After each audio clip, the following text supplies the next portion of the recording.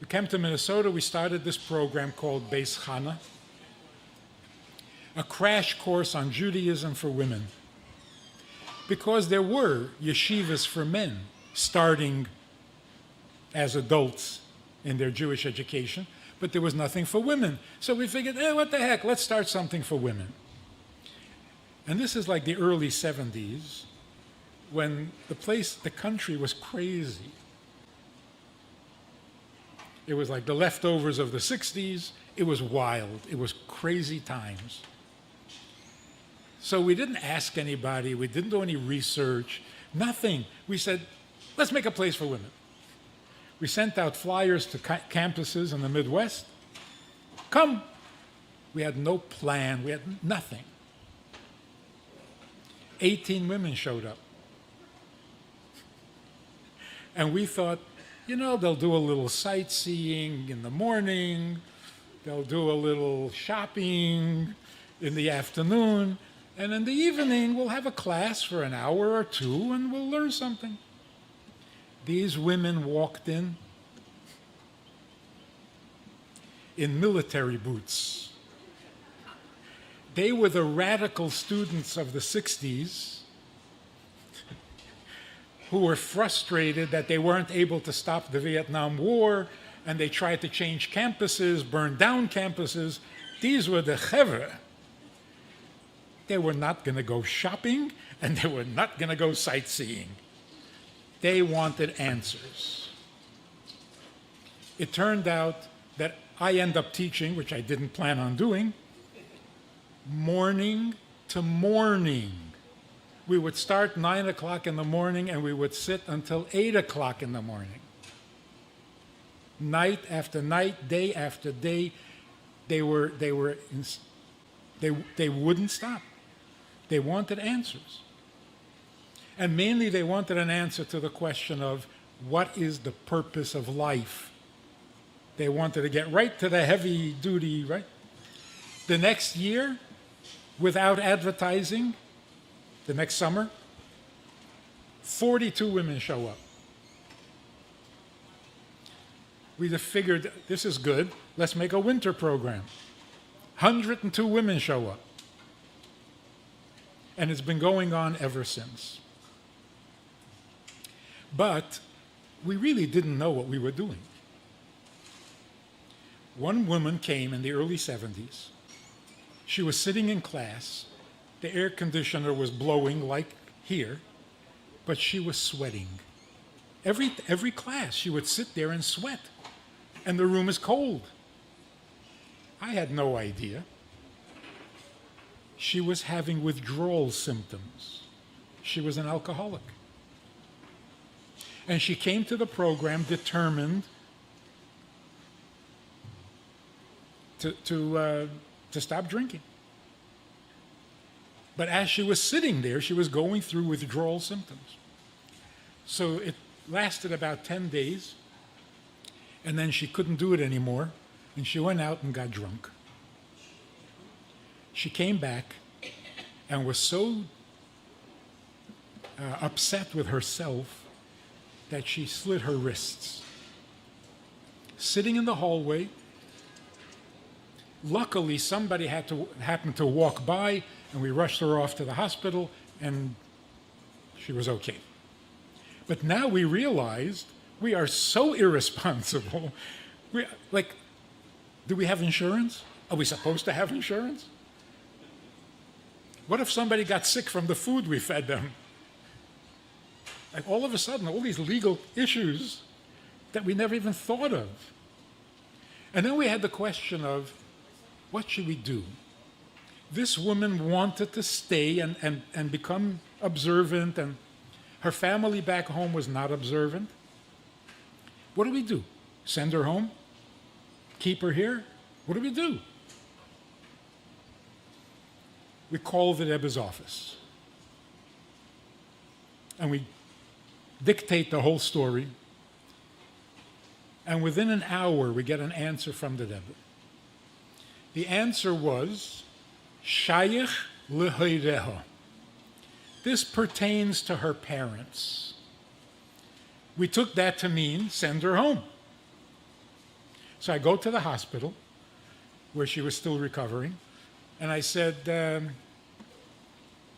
we're going to get you a ticket and you'll go home after you're ready to leave the hospital. She says, I can't go home. So why not? My parents are survivors. They're elderly. My father is very frail, and he doesn't know that I have this problem. I can't shock him like this. He thinks I'm the angel in the family. I thought maybe she's exaggerating. I called the Chabad house in her town, and I said, do you know this family? The rabbi says, yes. I said, here's the problem. The daughter, whatever, can you tell the father that his daughter is coming home? He said, I'm not going to tell him. He's frail. I said, oh. So she's right. So, write to the Rebbe.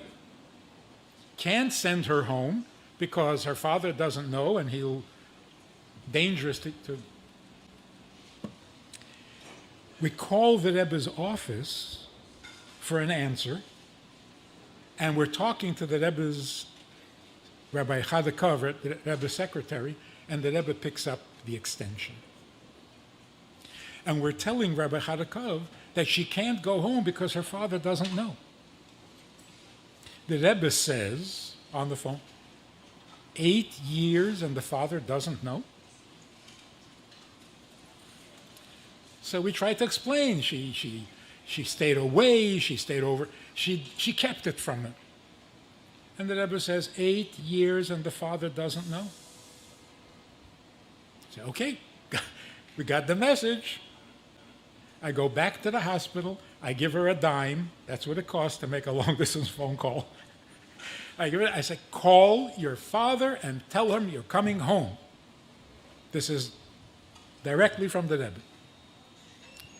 She goes off to the phone booth, and I'm standing and talking to her psychiatrist.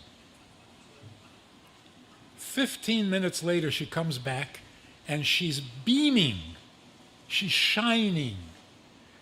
The psychiatrist was like, whoa, what is this? She says, he knew. He knew. She was 50% cured. She called her father, said that she has this problem, and her father said, I know, but I don't know how to handle this. I don't know. If the rabbis in Minnesota will take care of you, I'll cover all the bills, stay there and get well. So she stayed. I went to pick her up when she was ready to be discharged. And again, I'm talking to the psychiatrist. And he says, at our last session, she remembered the first time she got drunk. She was 14. At a friend's house. At some point during the night, she said, I'm going home. And the friend said, don't go home like this. Sleep over and you'll go home when you're sober. She insisted on going home. She comes home, she lets herself in the front door, and she trips. This is how she's telling the story. She tripped on the metal umbrella stand in the hallway. It fell on the tile floors, made a huge racket, woke her parents up. The psychiatrist said to her, you tripped? And she thought for a moment and she said, no, I kicked it over. I wanted my parents to know that I was in trouble. The parents came to the top of the stairs, looked down at her and saw that she was okay, and they went back to sleep. And that's why she was convinced that her parents don't know. Now we realized that we hadn't understood the Rebbe's answer. When we first wrote in, the Rebbe said it pertains to her parents, not send her home. The problem is between her and the parents. So we call the Rebbe back and say she can't go home. The father doesn't know. So the Rebbe says the father doesn't know. Isn't that the problem?